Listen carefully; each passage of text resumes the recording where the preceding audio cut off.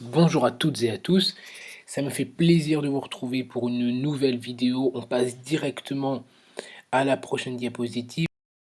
Donc nouvelle vidéo de microbiologie. Je vous rappelle le concept.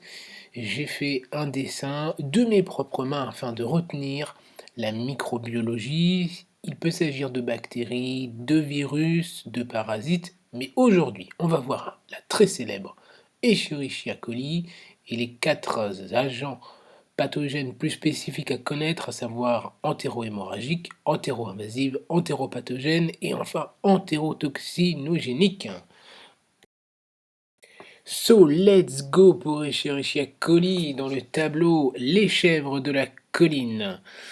Et bien par où commencer? Par un petit peu d'histoire. Donc ça a été découvert dans les selles de chèvre, dans les selles, oui, dans les selles de chèvre par docteur Escherichia. Donc ça vient de là en fait, le nom Escherichia coli. C'est une bactérie en forme de bâtonnet à gram négatif, raison pour laquelle je l'ai schématisé par les bâtons, les poteaux en violet au niveau du stand et à côté. C'est une bactérie qui est mobile grâce à des flagelles. Donc vous imaginez que les chèvres sont tout à fait mobiles, il n'y a pas d'enclos dessiné. Vous remarquerez qu'il y a donc 5 personnages, et parmi ces 5 personnages, il y en a un qui a un masque particulier, donc chacun a un masque, et celui au fond, avec un masque à gaz, est dessiné pour symboliser l'anaérobie facultative, donc la bactérie anaérobie facultative. Et enfin, sur le plan microbiologique, la bactérie Escherichia coli se développe principalement sur la gélose de McConkey. Raison pour laquelle on peut acheter du fromage de Mâcon, comme vous pouvez voir sur la magnifique banderole dessinée. Alors, quels sont les autres éléments à connaître au niveau microbiologique? Les antigènes. Alors, il y a plusieurs antigènes et les antigènes permettent de reconnaître le sérotype. D'accord? Donc, il y a le sérotype principal et après, il y a différents sous-catégories qu'on appelle des sérogroupes. Donc, quels sont les antigènes à connaître? Il y en a trois principalement. Il y a l'antigène O qui définit le sérogroupe. Là, il y en a plus de 150. Donc, je l'ai symbolisé avec la banderole en forme de O, comme ça vous vous souviendrez qu'il y a l'antigène O, avec de multiples banderoles, de multiples petites lumières, pour vraiment vous rappeler qu'il y en a énormément. Ensuite, l'autre antigène à retenir, c'est l'antigène flagellaire, l'antigène H. Donc il est flagellaire au bout de la banderole. Au bout de la banderole, vous voyez qu'il y a deux poteaux en fait en forme de H, tous les deux. Et après, il y a une autre catégorie d'antigènes, l'antigène de surface, qui représente en fait la pathogénicité. Alors, il y a trois sous-catégories de cet antigène de surface, à savoir l'antigène noté donc K, c'est ça, hein, l'antigène de surface. Pour ça, je l'ai symbolisé, comme vous pouvez voir, avec la boîte de Kellogg's, hein, sans pour autant donner le nom, avec trois lettres dessus, pour les trois antigènes K. Donc, de haut en bas, il y a le L, le B et le A. Le L, il est thermolabile, donc c'est-à-dire qu'avec la chaleur, il va être cassé. En bas, vous pouvez voir que le A, en fait, il a une petite flamme dessus.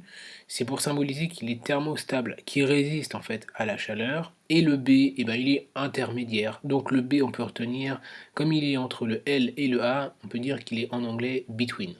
C'est un moyen de le retenir. Alors quelle est la présentation clinique des différents agents pathogènes d'Escherichia coli?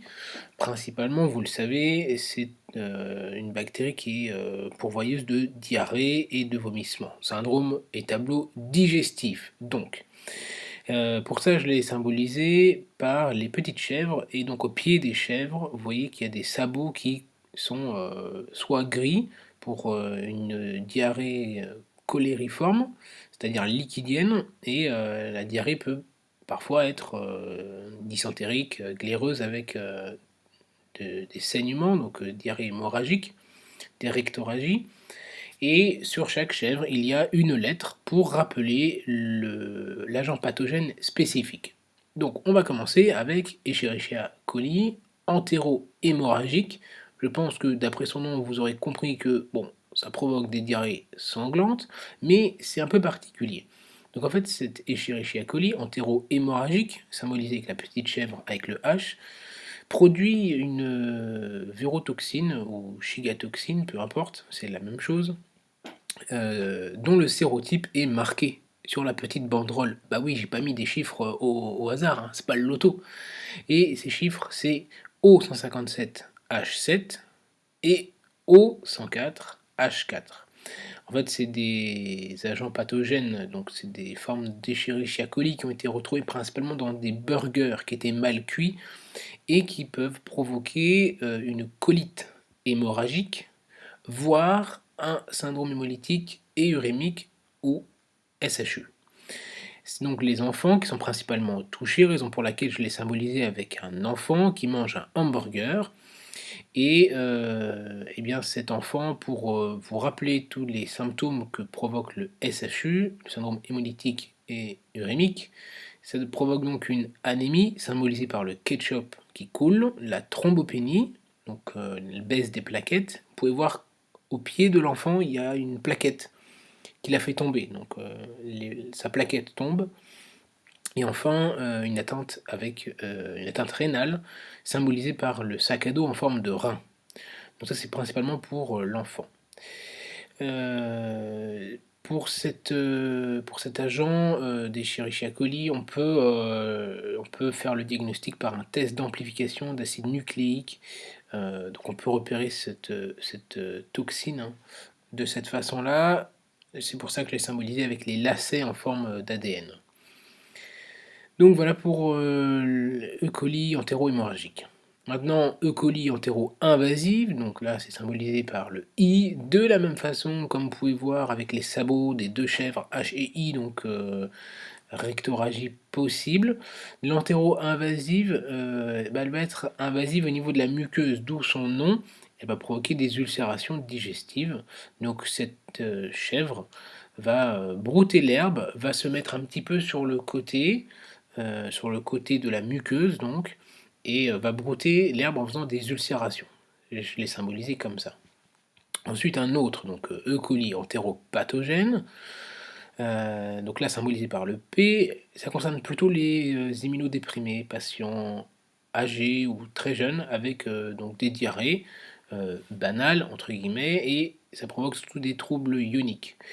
Donc pour rappeler que c'est bien E. coli entéropathogène, cette chèvre lève la patte en direction du personnage qui a donc, je vous le rappelle, la canne pour symboliser l'immunodépression, et vous voyez qu'il est quand même, il a une tête un peu plus âgée que les autres.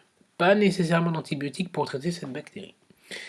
Et enfin le quatrième, E. coli entérotoxinogène, donc là c'est plutôt les voyageurs, symbolisé avec la chèvre avec le T. Et donc elle a un chapeau mexicain, oui, elle est presque sur le point de manger des tacos, et ça provoque une diarrhée donc aqueuse, colériforme, quoi. Alors, pour les autres atteintes, il y a deux choses à savoir. Au fond, donc il y a le fameux le personnage avec le masque à gaz pour anaérobie facultative, qui adore le fromage, c'est marqué dessus. Alors il adore, le cœur c'est pour symboliser les rares atteintes endocardiques et bactériémie, sachant que E. coli peut tout à fait être présent chez des porteurs sains, hein, puisqu'en fait on en a dans notre flore intestinale, donc la femme au milieu qui n'a absolument aucun symptôme symbolise effectivement le portage sain. Quid des antibiotiques enfin? Donc pour les sensibilités, symbolisées en vert, très large spectre au final, hein. Donc on peut utiliser les bêta-lactamines, dont la fameuse pénicilline, symbolisée par le stylo, pen en anglais, que porte le bonhomme, qui est derrière le comptoir, stylo à la main donc.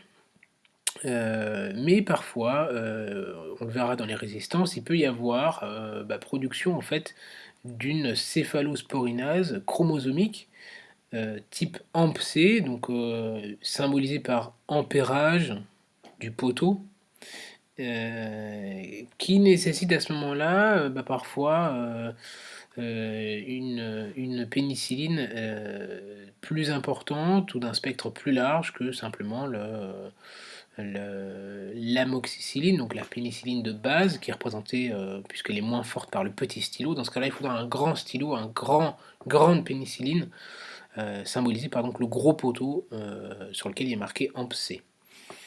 Bien, donc la deuxième sensibilité, j'en parle juste avec la résistance. Donc pourquoi, je préfère me focaliser d'abord sur la résistance? Vous allez comprendre.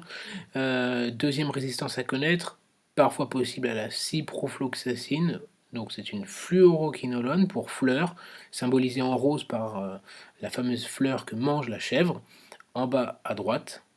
Et enfin, j'y viens, les fameuses E. coli BLSE, donc ça veut dire bêta-lactamase, à spectre étendu. Donc en fait, elles synthétisent ces fameux bêta-lactamases, symbolisés, schématisés par les fromages bêta-lactamase, bêta-lacta, c'est pour le fromage, symbolisé donc en rose au niveau du comptoir,